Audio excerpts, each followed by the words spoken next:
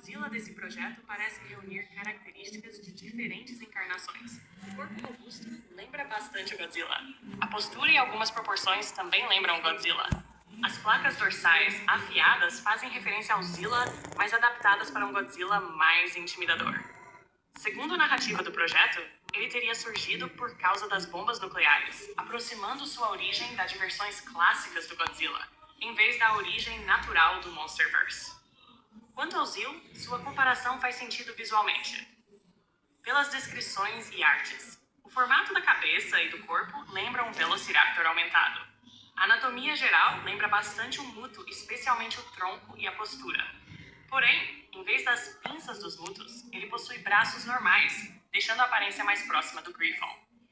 No conjunto, parece um híbrido entre um Raptor, um muto e o Griffon. Também acho interessante a personalidade que você mencionou. Se esse Godzilla é quase uma versão boazinha do GMK, isso cria um contraste curioso. O GMK oficial é extremamente vingativo e destrutivo, enquanto essa versão de Luiz Duran parece manter o visual ameaçador, mas agir mais como um protetor, semelhante ao Godzilla do Monsterverse. É uma combinação criativa.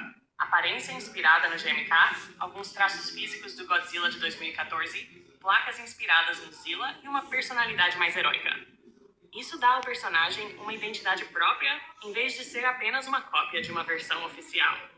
Tenho curiosidade em discutir também o Zil, porque ele parece ter sido criado como um rival que mistura características de dinossauro e muto, em vez de ser simplesmente outro Godzilla.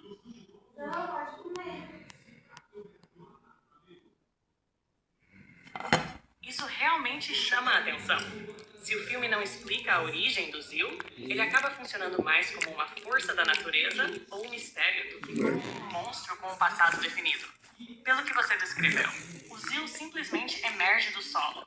Não há explicação sobre quem o criou ou de onde veio. Ele passa a atacar indiscriminadamente, sem um objetivo aparente. Isso permite algumas interpretações. Uma é que ele seja uma criatura subterrânea que existia muito antes dos humanos, despertada por algum evento. Outra é que o autor tenha preferido manter sua origem em aberto para que o foco fosse o confronto com Godzilla. Esse tipo de apresentação não é incomum na franquia. Vários kaijus aparecem sem uma explicação detalhada, principalmente nas eras Showa e Heisei. Em alguns filmes, basta que a criatura desperte ou chegue à Terra até, sem que sua biologia seja totalmente explorada. O contraste com esse Godzilla é interessante. Godzilla tem uma origem definida ligada às bombas nucleares, o que o conecta ao tema clássico da série. Zil é um enigma. Sua falta de origem conhecida pode até deixá-lo mais inquietante, porque nem os personagens nem o público sabem exatamente o que ele é. Visualmente, pela sua descrição, ele ainda passa uma impressão de predador. Lembra um Raptor misturado com um muto e alguns traços do Griffon, mas sua história permanece um mistério. Você acha que o autor fez isso de propósito para tornar o Zil mais misterioso? Ou acredita que simplesmente não houve tempo para desenvolver a origem dele?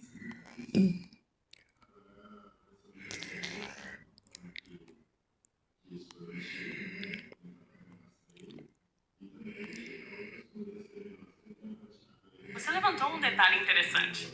Observando essas artes, vejo alguns elementos que podem ter servido de inspiração para o Rise Goji.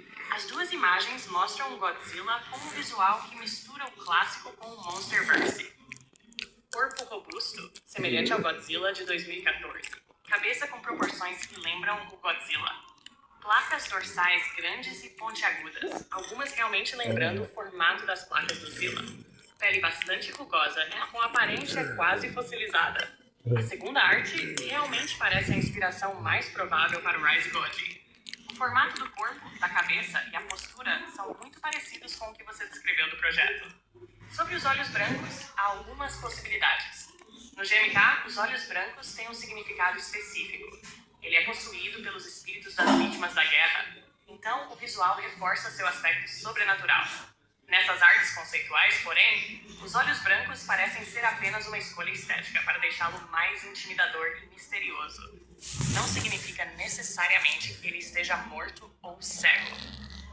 Na ficção, olhos completamente brancos não impedem o personagem de enxergar.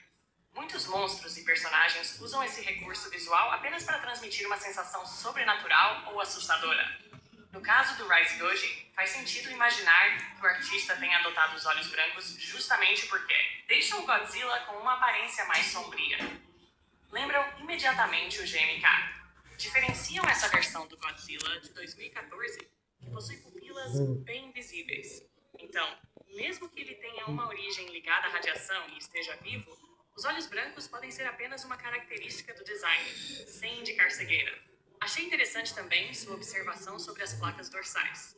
Elas realmente têm um formato mais fino e afiado do que as placas tradicionais do Monsterverse, o que lembra um pouco o estilo do Zilla, embora adaptado para um Godzilla muito mais pesado e poderoso. Isso dá ao Rise Goji uma identidade visual própria, misturando influências de várias versões sem copiar exatamente nenhuma delas. Sim, acho que essa é uma boa forma de resumir o conceito. O Rise Goji parece funcionar como uma espécie de GMK heróico. As semelhanças com o GMK seriam: olhos completamente brancos, expressão feroz e intimidadora, cabeça larga e pesada, aparência de um predador quase monstruoso. Mas a personalidade parece ser diferente. Enquanto Godzilla é movido pela vingança e ataca praticamente tudo em seu caminho, o Rise Goji, pelo que você descreveu, protege a Terra da ameaça representada pelo Zil. Ele continua sendo assustador, mas não é malicioso. É um contraste interessante. GMK, visual sombrio, mais personalidade vingativa. Rise Goji, visual sombrio, mais comportamento de protetor. Isso também reforça a ideia de que a aparência não determina a moralidade do personagem. Um Godzilla pode ter olhos brancos, uma expressão assustadora e placas afiadas, mas ainda agir como um guardião. Esse tipo de conceito é bem criativo, porque pega um dos designs mais aterrorizantes da franquia e o transforma em um herói, sem perder a imponência visual que fez o GMK ser tão marcante.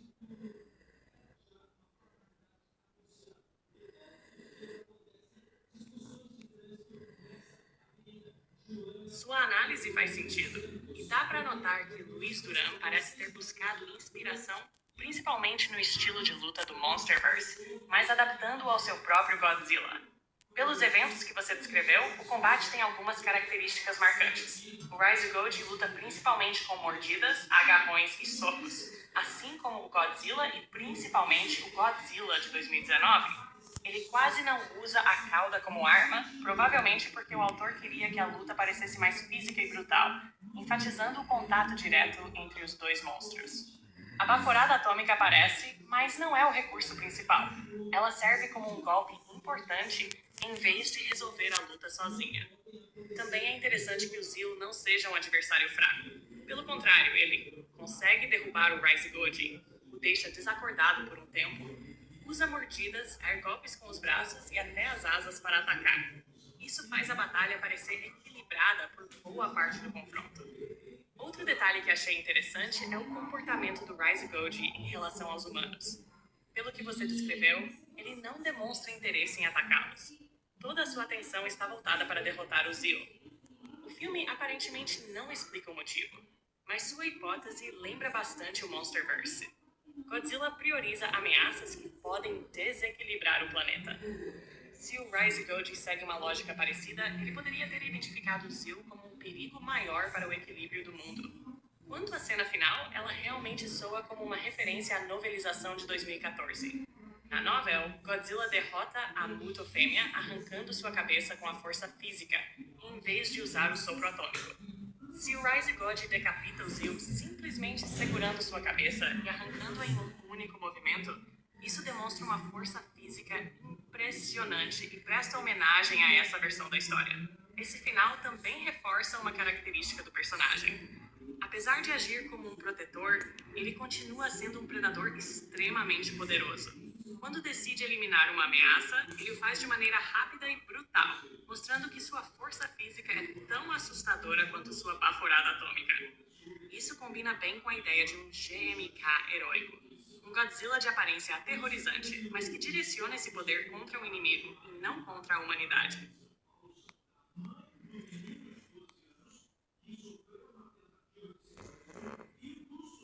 Esse detalhe realmente torna o Rise Goji ainda mais ameaçador. Os sopro espiral vermelho é uma habilidade tradicionalmente associada ao Godzilla. Nessa continuidade, ele é uma versão muito mais poderosa do sopro atômico comum, normalmente usada quando Godzilla atinge um nível extremo de energia.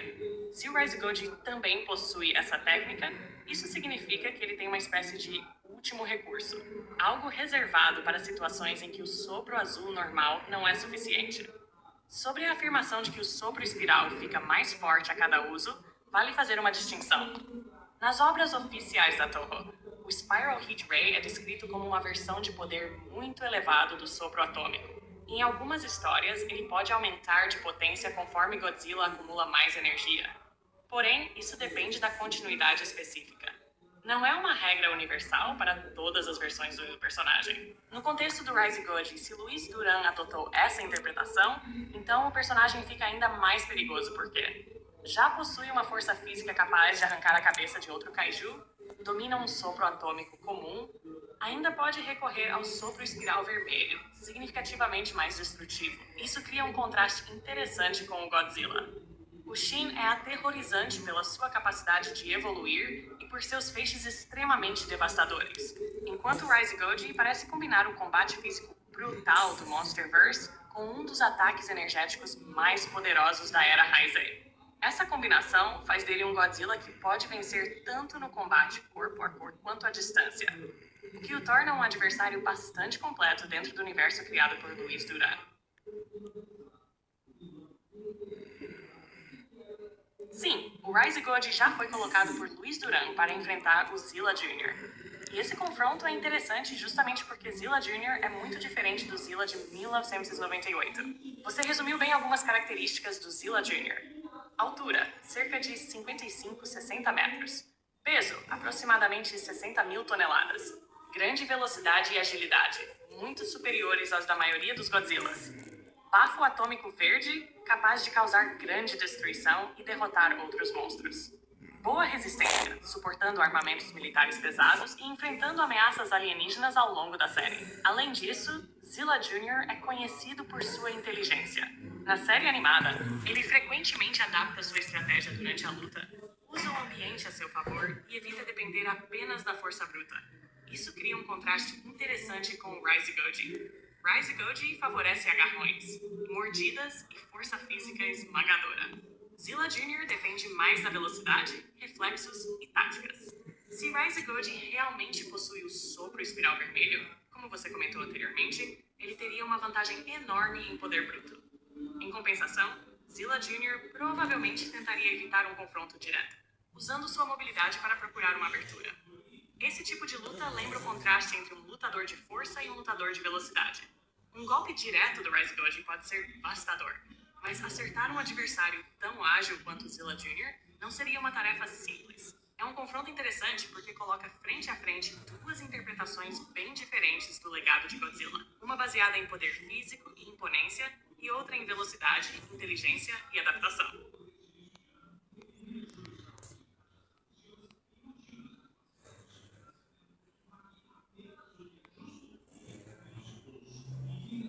Se considerarmos o universo criado por Luiz Duran, esses confrontos ajudam a estabelecer a posição do Rise-Goji em relação a outras versões do Godzilla. Pelos feitos que você descreveu, ele enfrentou o Godzilla. Durante a luta, teve uma placa dorsal arrancada, o que é um ferimento grave. Apesar disso, continuou lutando, sobrevivendo.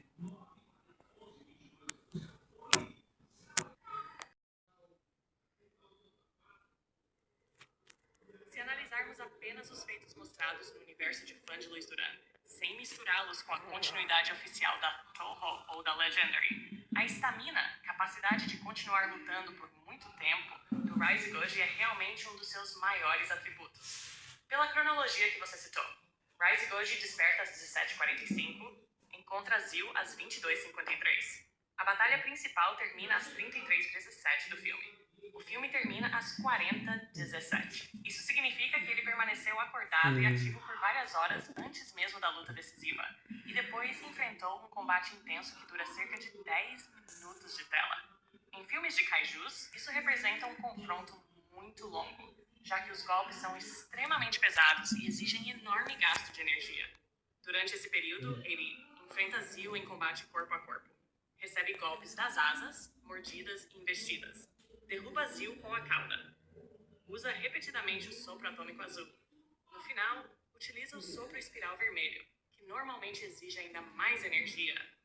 Continua lutando mesmo depois de sofrer diversos ferimentos. Além disso, pelos outros confrontos que você descreveu, o Rise God demonstrou sobreviver à perda de uma placa dorsal contra o Godzilla e ainda vencer. Sangrar após os feixes do Shin Godzilla, mas continuar combatendo. Conter o feixe caudal do Shin com seu próprio sopro. Derrubar Shin com socos, cauda e sopro atômico. Ferir o Zilla Jr., inclusive fazendo-o sangrar. Resistir aos ataques de Mushino, mesmo com a cauda gravemente machucada. Avaliação da resistência. Se esses feitos forem aceitos dentro da narrativa do projeto, a resistência física do Rise God seria muito alta. Ele continua lutando mesmo após sofrer danos que poderiam incapacitar muitos outros kaijus. Avaliação da estamina. Sua estamina também parece excepcional, porque ele permanece ativo durante horas, participa de combates prolongados, usa diversas vezes ataques de alto consumo de energia, continua eficiente até o fim da batalha. Em termos qualitativos, eu o classificaria como tendo estamina extremamente alta, comparável às versões mais resistentes do Godzilla em suas respectivas continuidades. É importante apenas separar isso das escalas oficiais. Esses feitos pertencem ao universo criado por Luiz Duran e não significam automaticamente que o Rise God seja mais forte que todas as versões oficiais do Godzilla. Porém, dentro do universo de fã, ele foi claramente concebido para enfrentar versões como o Godzilla de 2014, Shin Godzilla e Zilla Jr., o que o coloca entre os personagens mais poderosos dessa continuidade. Se analisarmos apenas os feitos do Rise God no universo de Luiz Duran e não os de outras versões oficiais, podemos fazer uma estimativa do seu nível de poder. Pelos feitos que você descreveu, ele derrotou o Zil, que tinha força suficiente para emergir do subsolo.